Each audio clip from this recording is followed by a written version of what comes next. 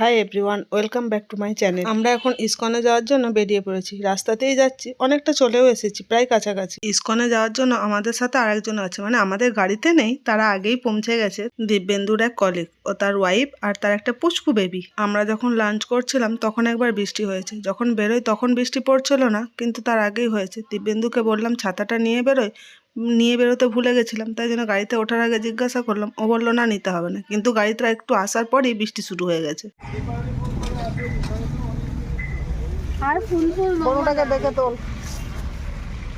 ভয় হচ্ছিল এখানে নামার পরে যদি বৃষ্টি হয় তাহলে আবার কি করব, তাহলে তো এই রথটা তো নামাতেই পারবো না।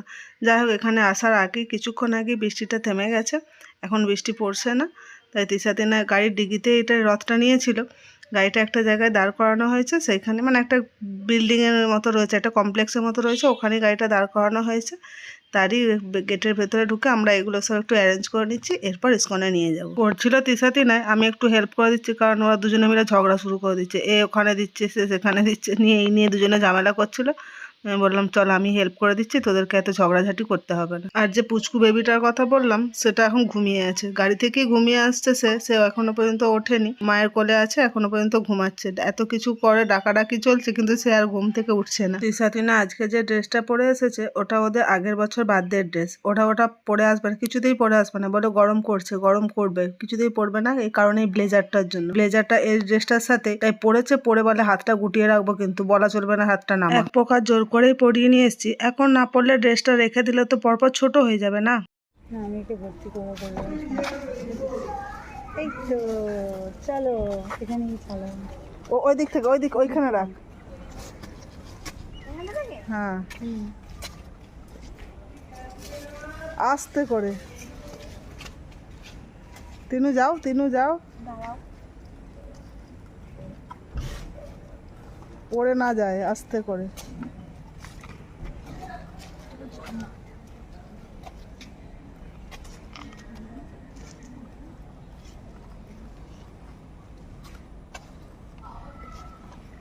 সামনে ওখানটা দাঁড়া, তুমি সামনে দাঁড়া, চলে আসছে, চুপচাপ দাঁড়া ওখানে। আস্তে আস্তে দুজন টানবি। হ্যাঁ, একটু ছবি তো না, সেটার জন্যই দাঁড়াতে বলছি। জয় জগন্নাথ।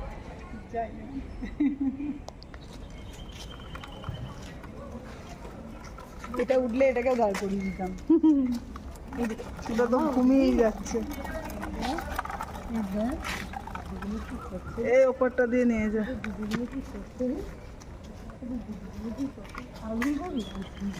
আবার ঘুমিয়ে গেছে, আমি বললাম ছবি তুলি, কই দেখি বাবা, দেখি বাবা দেখি দিদিগুলো কি করছে? তুমি চালাবে ওদের সাথে রাত? চালাবে রথ, চালাবে। এখনো ঘুমটা কাটেনি। আবার ঘুম। দিব্যেন্দু আর ওই দাদাটা একটু দেখতে গেছিল কাছাকাছি কোথাও গাড়িটা রাখা যাবে কিনা, নাকি এখানেই রেখে দিয়ে রথে মানে ইসকনে যাওয়া যাবে, সেই জন্য একটু দেখতে গেছিল। বললো না এখানেই থাক, ওখানে ইসকনের কাছাকাছি অনেক গাড়ি আছে, রাখার জায়গা হবে না, তোর থেকে ওখানেই রেখে দিয়ে গাড়িটা রেখে দিয়ে আমরা এরপরে এই রথটাকে নিয়ে ইসকনের মধ্যে চলে এসেছি। আসার পরে দেখতে পেলাম এখানে যা স্থানীয় বাচ্চারা রয়েছে তারাও একটা রথ নিয়ে এসেছে। আর এই রথটাকে দেখো, কিছু যারা ইসকনে ঘুরতে এসেছে তারা সব ফটোও তুলছে। রাস্তায় যে যে জায়গাগুলোয় জল আছে তিশাতিনা সেখান থেকে রথটাকে উঠিয়ে নিয়ে যাচ্ছে। এটা হলো ইসকনের মন্দিরটা, আর এই চারপাশের এলাকাটা অনেকটা এখনো ফাঁকা, সবকিছু এখনো তৈরি হয়নি, আস্তে আস্তে হবে হয়তো। দিব্যেন্দুর যে কলিকের কথা বললাম এটাই হচ্ছে তার ওয়াইফ।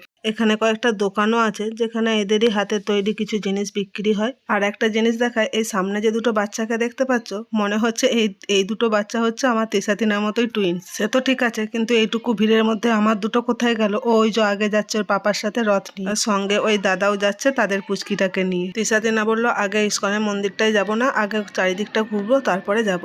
তাই এদিকটায় গোশালা আছে, গোশালার দিকে রথটাকে বললো না এদিকে আগে গোশালার দিকে দেখিয়ে নিয়ে আসি, তারপরে মন্দিরের ভেতরে যাব। এখানে গোমাতাদের খাওয়ানোর জন্য কিছু শাক পাতা রাখা আছে, কিছু কলমি শাক রাখা ছিল দেখলাম, অনেকেই যাচ্ছে খাওয়াচ্ছে। তিশাতিনা বলে আমরাও খাওয়াবো, ওরাও তাই। বললাম ঠিক আছে যাও খাওয়াও, কিন্তু ওই যে এক একটা করে ধরছে আর যাই গরুগুলো জিভ বার করছে, তাই ওরা ভয় পেয়ে যাচ্ছে, যেহেতু ওরা গরুগুলো একটু লম্বা করে জিভ বের করছে, তো ওরা ভয় পেয়ে যাচ্ছে যে ওদের হাতটা হয়তো চেটে দেবে। ভয় পেয়ে মা করছিল, তাই আমি আসলাম, চল আমি তোদেরকে হেল্প করছি, কিচ্ছু করবে না ওরা।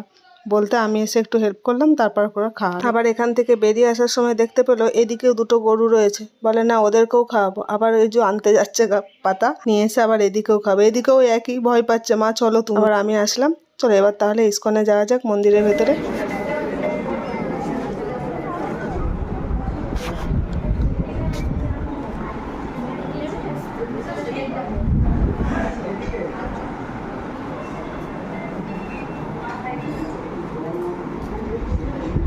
এটা মন্দিরের ভেতরে। আমি এর আগে কখনো কোনো ইসকনে যাইনি, মায়াপুর ইসকনেও আমার কখনো যাওয়া হয়নি। ভাবি একবার ঠিক হয়েছিল বাবার সাথে যাবো বলে, কিন্তু সেটাও আর যাওয়া হয়নি। সেদিন ওদের কোনো একটা স্কুলের কাজ পড়ে গেছিলো, তাই যাওয়া হয়নি। আমার ভিডিও তোমাদের কেমন লাগে সেটা কমেন্ট করে জানিও। যদি ভালো লেগে থাকে তাহলে লাইক করে দিও ও শেয়ার করে দিও, আর আমার চ্যানেলটাকে সাবস্ক্রাইব করে নিও প্লিজ। আর এটা হচ্ছে মন্দিরের ভেতরটা। চলো আমরা তাহলে এখানে কিছুক্ষণ এখন বসবো, তারপর যখন বেরোবো তখন বাইরে বেরিয়ে কোথাও একটা চা স্ন্যাক্স করে নিয়ে তারপর বাড়ি যাব।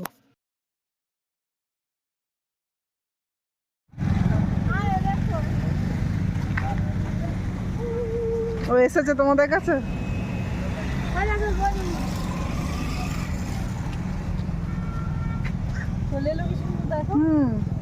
এখন মুডটা ঠিক হয়ে গেছে। আরে যাবে দিদির কাছে? মুখে হাসি নেই, নেই হাসি। একটু চেষ্টা করলো, জোর করে হাসতে হচ্ছে, কষ্ট করে। দোলনায় দুলে যাও, বসো। এইটাতে একে বসিয়ে দে, খুশি হবে। বসো, দেখি কেমন বসতে পারো।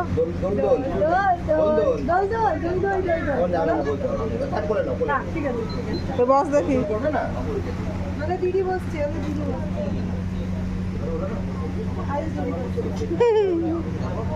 বৃষ্টির জল তো চাপ করতে বেরোচ্ছে।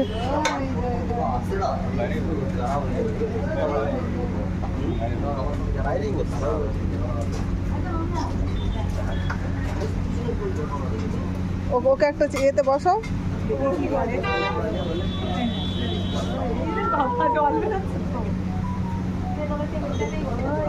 আস্তে দেখে বাবা, দেখে।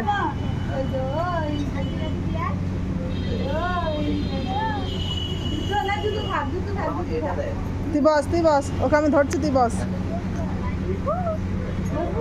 বসবি এখানে, বসবি পাশে, বসবি পাশে। এবার ধর, ওকে একটু ভালো করে বসিয়ে দিই, ধর।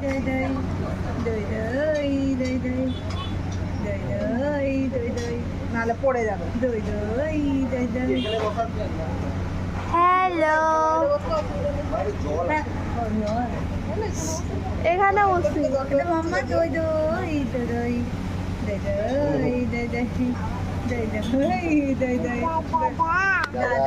দাদা ছবি তোলো, দিদি বাবা, দিদি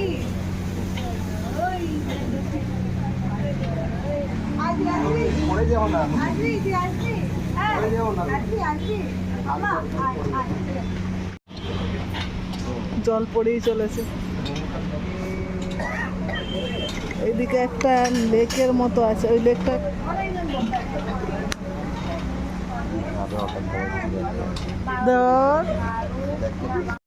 এই রেস্টুরেন্টটা বেশ ভালো লাগলো, মানে অ্যাম্বিয়েন্সটা ভালো লাগলো, বাট খাবার দাবারগুলো সেরকম খুব একটা ভালো ছিল না।